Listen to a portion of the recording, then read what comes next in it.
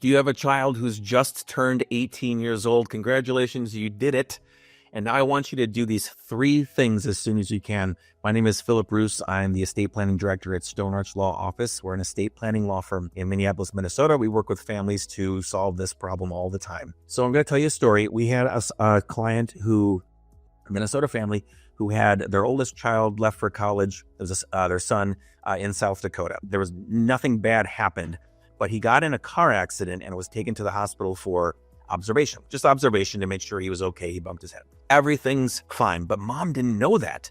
All she knew was that there had been an accident and that her child was in the hospital. So she was calling the hospital to say, what's going on? How is he? And they just couldn't tell her anything because of HIPAA, right? We don't want that worry to happen for you. In this case, everything was fine anyway, but she didn't know that, and it caused a lot of stress. First thing you want to do is get appointed as the child's healthcare proxy or healthcare agent.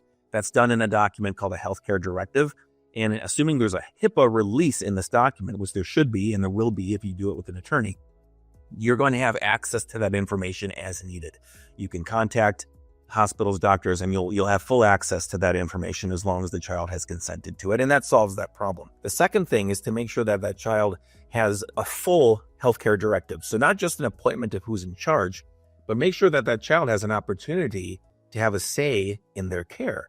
So if they have a preferred doctor or hospital, but also what are their preferences? Are there allergies? Are there any preferences about end-of-life care in the very unlikely event that that would happen? This is your adult's ability or option to appoint those things and have a say. So we want that. We want a full healthcare directive saying who does what, where should I live, who's caring for me, etc.